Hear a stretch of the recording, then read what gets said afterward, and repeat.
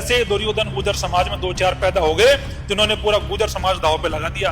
और हो सकता है कि ये संघर्ष दोनों समाजों में इतना बढ़ जाए कि कहीं ना कहीं जनहानि भी हो जाए, कि जो ये बीजेपी की सरकार है, ये बीजेपी के जो नेता हैं टूल किट की तरह उनको यूज कर रही है कि पांचना बांध वो ब्रह्मास्त्र है जिसको हम चलाएंगे तो सचिन पायलट को इसमें चोट पहुंचे। हो सकता है कि 10-20 करोड़ देके भी ये कहा गया हो या असाइनमेंट दिया हो कि कैसे भी करके गुर्जर मीणाओं में झगड़ा लगना चाहिए, कि जो कमांड के जो लोग हैं, किसान हैं, उनके लिए हमें पानी छोड़ देना चाहिए, जिद नहीं करनी चाहिए। और उन्होंने कहीं ना कहीं उस शांति प्रस्ताव को ठुकरा दिया। दोनों मार्शल कौम है और दोनों लड़ने वाली कौम है, दोनों लड़ेंगी, आपस में आमने सामने होंगे तो नुकसान होगा। और ऐसा नुकसान होगा कि भजन लाल जी आपके इतिहास की ये सबसे बड़ी राजनीतिक भूल होगी कि ऐसा नहीं हो कि इस लड़ाई के चक्कर में आपकी कुर्सी चली जाए। नमस्कार, आप देख रहे हैं पॉलिटिकल पंचायत। मैं हूं दशरथ सिंह और मैं बात कर रहा हूं पांचना के मुद्दे पर। पांचना का मुद्दा इस वक्त ऐसा मुद्दा हो गया है जिसकी चारों तरफ चर्चा है। लोगों को चाहिए था पानी की बात करनी थी कि पानी हमें मिले, पानी उन्हें मिले। जो विरोध कर रहे हैं, जो बैठे हैं, जो किसान हैं, और ऐसे में इस मुद्दे को लेकर अब ऐसी राजनीति और खिचड़ी पकी हुई है कि दो समुदाय आमने सामने हो गए। इससे पहले तो बातें चल रही थी अलग अलग तरीके से, लेकिन अब मन से सरेआम चुनौतियां दी जा रही हैं।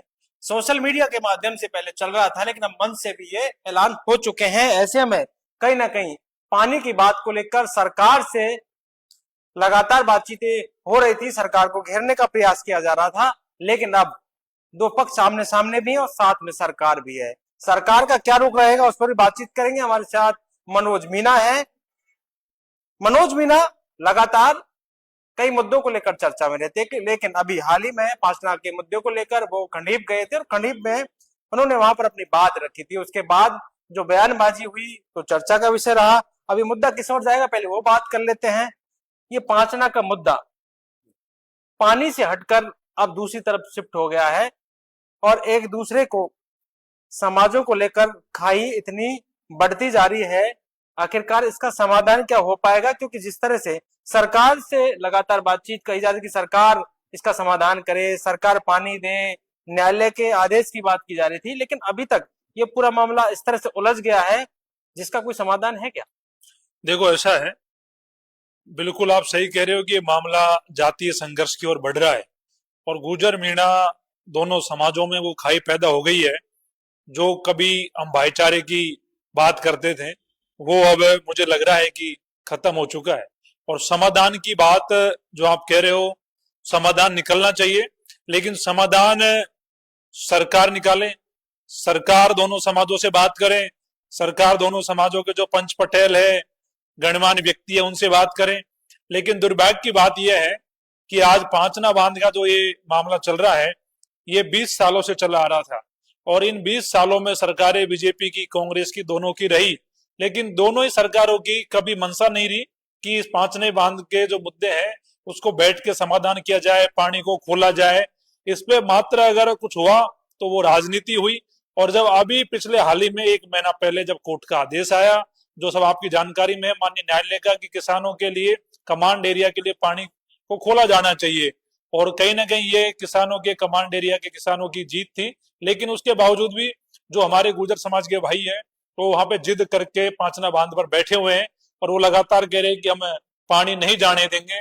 और मेरा मानना है कि साहब, देश कानून से चलता है, संविधान से चलता है, तो कोर्ट के जो आदेश है उसकी पालना होनी चाहिए, जिससे कम से कम लोगों का जो भरोसा है वो न्यायपालिका में बना रहे। लेकिन इस बीच में अगर सबसे बड़ी बात है तो ये है कि सरकार आखिरकार कहाँ है? सरकार आखिरकार कहाँ गायब हो गई? सरकार मात्र देख रही है गुर्जर मीणाओं को लड़ते हुए, सरकार देख रही है कि कौन क्या कर रहा है, लेकिन सरकार की तरफ से कोई पहल नहीं हुई। सरकार ने एक बार भी ये नहीं कहा कि आप आ जाओ बात कर लेंगे, आप आ जाओ बात कर लेंगे। और इतना बड़ा तमाशा बना दिया इसको कि आज राजस्थान में पूरे में चर्चा है तो एक ही बात की है, पांचना बांध की, कि गुर्जर मीणाओं में जो संघर्ष चल रहा है, जो लड़ाई चल रही है, वो पानी को लेके चल रही है। लेकिन अभी भी सरकार कुंभकर्ण की नींद सो रही है। और मैं तो आपके माध्यम से कहना चाहूंगा कि भजन लाल जी, आपके इतिहास की ये सबसे बड़ी राजनीतिक भूल होगी कि आपने दो समाजों को लड़ा दिया और इसके परिणाम आने वाले भविष्य में 2-5 दिन में जो भी परिणाम देखने को मिलेंगे उसकी जिम्मेदारी आपकी होगी। और हो सकता है कि यह संघर्ष दोनों समाजों में इतना बढ़ जाए कि कहीं ना कहीं जनहानि भी हो जाए, संसाधनों की भी हानि हो जाए, और इसकी जिम्मेदारी आपको लेनी पड़ेगी। और मैं तो आपसे इतना कहूंगा कि ऐसा नहीं हो कि इस लड़ाई के चक्कर में आपकी कुर्सी चली जाए। और आप से मैं ये भी कहना चाह रहा हूं और मेरे तमाम भाइयों से कहना चाह रहा हूं कि ये सरकार का एजेंडा है कि दोनों समाज है उनको लड़ाया जाए। नहीं, इसके पीछे की कहानी क्या है? क्या कुछ समझ, इसके पीछे की कहानी है क्या कुछ जिसकी वजह से ये सारी चीजें हो रही है? कहानी ये है, कहानी बहुत सीधी है।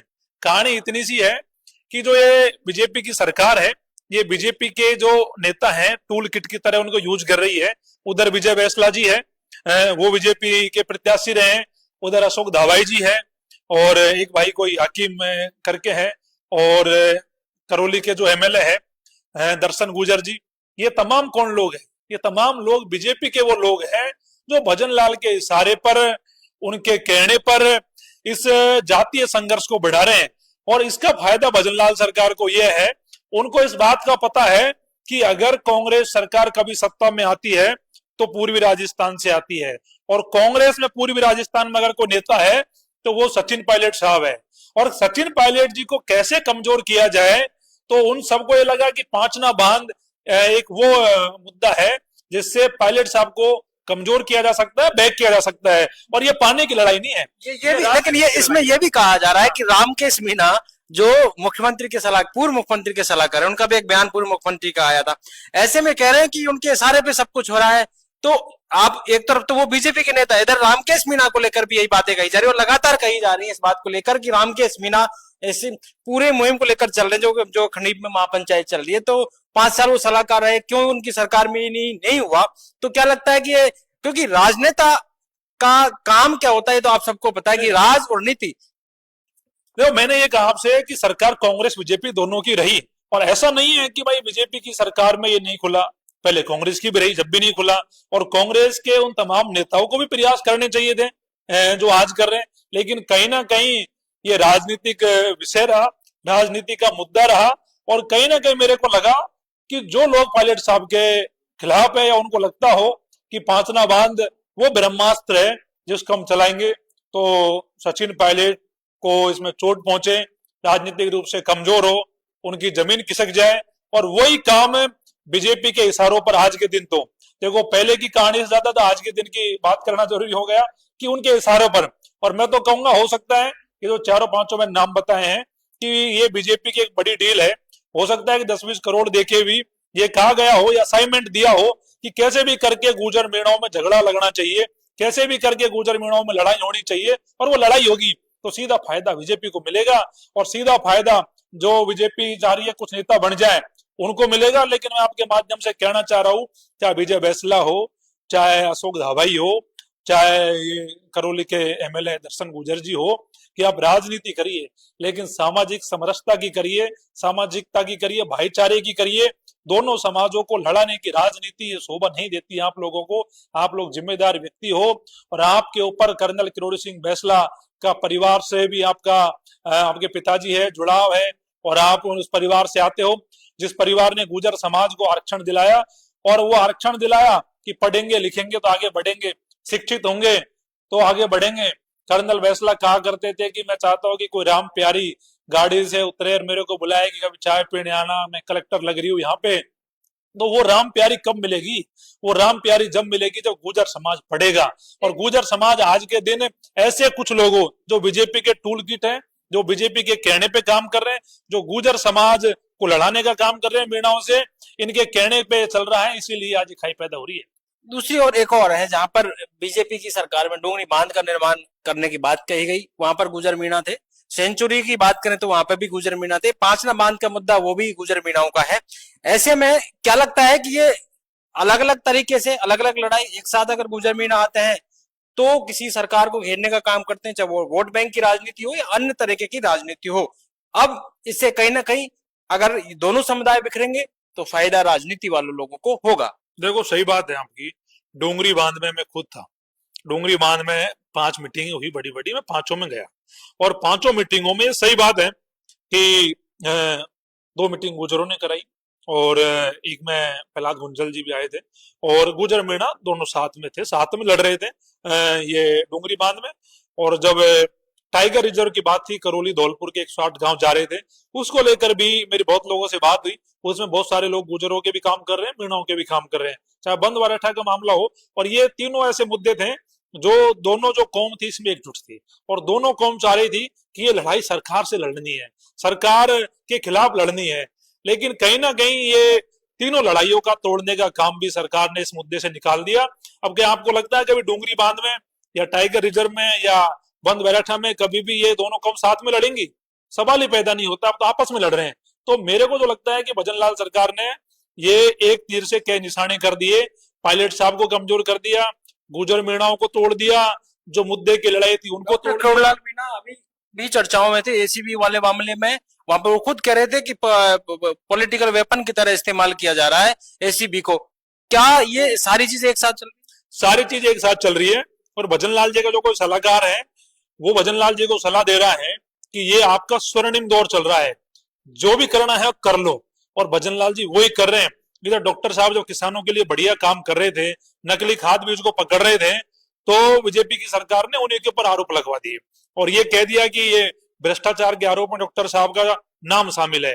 डॉक्टर साहब वो शख्सियत है जिन्होंने 50 साल संघर्ष करा है, अपने आंदोलनों की राजनीति करी, ईमानदारी से वो जनता के नेता बने हैं, और उनके ऊपर आरोप लगा दिए। आपको मैं ये कहूंगा कि राजस्थान में पहला नेता डॉक्टर किरोड़ी लाल होगा जो आरोप लगने के बाद में एसीबी चला गया हो और ये कह के आया हो एसीबी से, अगर मेरा नाम है तो मुझे गिरफ्तार करो, अगर मेरा नाम नहीं है तो इसकी जांच करके आप जनता को मैसेज दो कि डॉक्टर साहब इसमें शामिल नहीं है। लेकिन ये सारा हो किस इशारे पे रहा है? ये भजन लाल जी के इशारे पे हो रहा है, ये बीजेपी के इशारे पे हो रहा है। जो बीजेपी जो पार्टी है वो किसान विरोधी पार्टी है, वो जनता के खिलाफ काम करती है, जनता को लड़ाने का काम करती है। पूरे देश में तो बीजेपी हिंदू मुस्लिम करती है, कभी धर्म की राजनीति करती है, कभी गाय की राजनीति करती है, मुद्दों की राजनीति कभी नहीं करी। लेकिन राजस्थान में यहाँ धर्म की राजनीति का स्पेस कम है, तो यहाँ जातीय संघर्ष की राजनीति शुरू हो गई, यहाँ गुजर मीणाओं के खिलाफ राजनीति शुरू हो गई। और मैं तो कहना चाहूंगा जो पांचना बांध में जो गुजर भाई बैठे हैं कि आपको जब कल शांति प्रस्ताव भेजा गया 28 के पटेलों के द्वारा, तो मुझे भी बहुत उम्मीद थी कि शांति प्रस्ताव अगर जाएगा तो गुजरों के हमारे जो भाई है वो समझेंगे कि जो कमांड के जो लोग हैं, किसान हैं, उनके लिए हमें पानी छोड़ देना चाहिए, जिद नहीं करनी चाहिए। और उन्होंने कहीं ना कहीं शांति प्रस्ताव को ठुकरा दिया और अपनी जिद पे अड़ गए कि हम पानी की एक बूंद नहीं जाने देंगे। तो ये उन्होंने जो निर्णय लिया है ये बहुत गलत निर्णय है। इससे कमांड एरिया किसानों की भावना बहुत आहत हुई है और आज के दिन किसानों में दोनों समाजों में बड़ा गुस्सा पैदा हो गया। और गुस्सा पैदा होने का कारण है कल की मीटिंग। मैं चाहता कि कल की मीटिंग में कम से कम गुजर समाज ये कह देता कि अगर हमारी लिफ्ट नहर जो बन रही है 39 गांव जो मांग कर रहे हैं कि उसमें भी पानी मिले, उसमें तुम साथ देना। तो हमारे पटेलों ने भी कहा था कि आपकी लड़ाई में भी साथ देंगे, आप ये पानी को खोलो। लेकिन कहीं ना कहीं ये बात उन्होंने ना मान के एक ऐसा विद्रोह पैदा कर दिया। जो लोग मैंने नाम गिनाए आपको, मैं तो कहूंगा गुजर समाज में वो जयचंद की भूमिका निभा रहे। चाहे ये चारों जो व्यक्ति हैं ये गुजर समाज को आगे कर दिया मीणा समाज के, और कह रहे लड़ो, जिससे हम जो बीजेपी से जो हमने पैसा लिया है दोनों समाजों को लड़ाने का वो पूरा हो। और उनका वो इरादा, वो मकसद वो पूरा भी हो रहा है। लेकिन मैं कहना चाहूंगा कि कम से कम ये शांति प्रस्ताव पे वार्ता बढ़नी चाहिए थी, जो नहीं बढ़ी। लेकिन समझ दोनों ही तरफ से कहा जा रहा है कि भाई ये सरकार लड़ाना चाहती है, भाईचारे की बात भी हो रही है, लेकिन दोनों ही तरफ से कहीं ना कहीं बयानबाजी का दौर चल रहा है। दोनों तरफ से ही, चाहे वो राजनेता हो या फिर अन्य लोग हो, और जाकर मंच पर ये इस तरह की बयानबाजी हो रही है जिससे कि लगता यह है कि इसका समाधान नहीं, इसको आगे बढ़ाने का, एक दूसरे को लड़ाने का काम जैसे हो रहा है। सोशल मीडिया पर आप देखिए कि किस तरह की बातें लगातार चली, पिछले 1 महीने से यही बातें हैं। कहीं कोई युद्ध की बात कर रहा है, कहीं और तरह की बातें कर रहा है। कल मंच पर भी कहा गया कि समाज, सरकार और गुजर समाज से अब आर पार या उनको ताकत दिखानी होगी, इस तरह की बातें भी हो रही। देखो ऐसा है, कल जो भाईचारे का जो प्रस्ताव वहां किसान और जो भी मीणा कौम ने भेजा था, एक उम्मीद के पीछे भेजा था कि 28 के जो लोग हैं सब साथ में रहते हैं, गुजर और मीणा सब, कि इसको स्वीकार करेंगे, जो भी संघर्ष हुआ उसको खत्म करेंगे। लेकिन कहीं ना कहीं जो 4 व्यक्ति हैं उन्होंने उन गुजर पटेलों को भ्रमित किया, उन पर दबाव बनाया कि ये समझौता मत करना, इनकी बात मत मानना, शांति प्रस्ताव खारिज कर देना। और शांति प्रस्ताव को खारिज करने के बाद में सही बात है कि किसानों में वहां आक्रोश पैदा हुआ, और कल जो आप बात कर रहे हो कल के बयानों की, वो फिर चर्चाओं में आए। क्योंकि जब किसानों को लगता है कि एक समाज इतना जिद्दी हो गया, एक भाई हमारा जिद पे अड़ गया जो मान नहीं रहा, तो कहीं ना कहीं समझना चाहिए। और मैं तो कह रहा हूं कि ये महाभारत की ओर जा रहा है मामला ही। जैसे महाभारत में जब श्री कृष्ण भगवान शांति दूत बन के गए थे कौरवों के पास में, कहा कि भाई इनको 10-12 गांव दे दो, महाभारत मत कराओ, लेकिन दुर्योधन ने जिद कर ली, 1 इंच भी जमीन नहीं दूंगा। और कहीं ना कहीं उसके परिणाम हुए कि महाभारत हुई, भीषण संग्राम हुआ, कितने लोगों का विनाश हुआ, भाई भाइयों ने भाइयों को मारा। उसके परिणाम क्या है कि आज भी महाभारत को पढ़ रहे हैं। तो हम चाह रहे कि ऐसी महाभारत गुर्जर मीणाओं में नहीं फैलनी चाहिए। और मेरा तो ये मन है, अभी भी मैं कह रहा हूं, चलो मीणाओं ने एक प्रस्ताव भेजा, वो गुर्जरों ने खारिज कर दिया, चलो उस समय जो भी उनकी समझ रही होगी कल, अब मुझे नहीं पता उन्होंने क्यों खारिज करा, बल्कि मानना चाहिए था। क्योंकि पानी एक ऐसी चीज है जो दुश्मन को भी कोई मना नहीं करता। पानी वो चीज है जो अगर आपके पास कोई घर आएगा तो आप पिला दोगे। तो पानी तो बहुत छोटा विषय था, पानी खोल देना चाहिए था। लेकिन अब इसका यह है कि एक प्रस्ताव गुर्जर भाई भी भेज दे कि मीणाओं ने एक प्रस्ताव भेजा, किसानों ने प्रस्ताव भेजा, हमने खारिज कर दिया, लेकिन हम छोटे भाई के नाते एक प्रस्ताव भेज रहे हैं कि आप इस प्रस्ताव को स्वीकार कर लो, हम समझौता चाह रहे हैं। तो ये युद्ध रुक जाए, ये महाभारत रुक जाए। और नहीं, ये मैं आपसे कह रहा हूं कि दोनों मार्शल कौम है और दोनों लड़ने वाली कौम है, दोनों लड़ेंगी, आपस में आमने सामने होंगे, तो नुकसान होगा। और ऐसा नुकसान होगा कि सदियों तक लोग याद करेंगे कि इतने तो गुर्जर के आदमियों का नुकसान हो गया, इतने मीणाओं के आदमियों का नुकसान हो गया। हम लोग इसके फिर चर्चा करते रहेंगे भविष्य में, ऐसा नहीं हो। इसलिए मैं कह रहा हूं गुर्जर भाइयों से कि आपके जो 4 जयचंद पैदा हो गए समाज में, उनको दूर कर दो इस फैसले से, ये समाधान हो जाएगा। और सबसे बड़ी बात कि आप पानी के छोटे से झगड़े को राजनीतिक तूल दे दिया आपके लोगों ने। और सचिन पायलट जी जो राजस्थान के मुख्यमंत्री बनने जा रहे हैं आने वाले समय में, उनकी तपस्या को आपने कमजोर कर दिया, उनको नुकसान पहुंचा दिया। उनको भी फायदा मिले, वो भी आगे बढ़े, भाईचारा भी आगे बढ़े। तो आप बड़ा मन रखते हुए अभी भी 28 से पहले आप मीटिंग करके, और हमारे जो पटेल बैठे हैं खंडीप में, उनको जो किसान बैठे हैं, एक प्रस्ताव भिजवाओ जिसमें सहमति बन जाए। तो मैं कह रहा हूं बहुत बढ़िया है। और नहीं तो देखो, छोटी सी चीज के लिए महाभारत हो गई थी। क्या मांगा था पांडवों ने? राज नहीं मांगा, 10-12 गांव मांगे, वो कौरवों ने नहीं दिए, वो दुर्योधन की जिद थी। और ऐसे दुर्योधन गुर्जर समाज में 2-4 पैदा हो गए जिन्होंने पूरा गुर्जर समाज दांव पे लगा दिया। और मैं कह रहा हूं इसी के परिणाम आने वाली पीढ़ियों को चुकाने पड़ेंगे। ये थे हमारे साथ मनोज मीणा। तमाम बातें इन्होंने रखी और तमाम बातों को रखते हुए कहा कि समाधान बातचीत से होगा, लेकिन अभी भी लगता नहीं कि इसका समाधान किसी और बढ़ रहा है। एक पंचायत होती है जिसमें शांति प्रस्ताव भी दिए जाते हैं, लेकिन उसमें बात बनती नहीं है, वो वार्ता सफल हो जाती है। 28 तक का अल्टीमेटम यहाँ पर जो खंडीप में बैठे हुए हैं कमांड एरिया के लोग, उन्होंने दिया हुआ है। ऐसे में 28 से पहले क्या कुछ समाधान इसका निकलता है, सरकार क्या इस पर कोई पहल करती है, क्या कुछ नया इसमें निकल के आता है, वहीं कई ऐसी चीजें हैं। क्योंकि दोनों तरफ से बयानबाजी का जो दौर है वो लगातार चल रहा है, और इस बयानबाजी के पीछे कहीं ना कहीं गुर्जर और मीणा समुदाय आमने सामने नजर आते हैं। अब पानी कैसे मिलेगा, कब मिलेगा, क्या होगा, उस पर हमारी नजरें बनी रहेंगी। देखते रहिए पॉलिटिकल पंचायत। कैमरामैन राकेश के साथ दशरथ।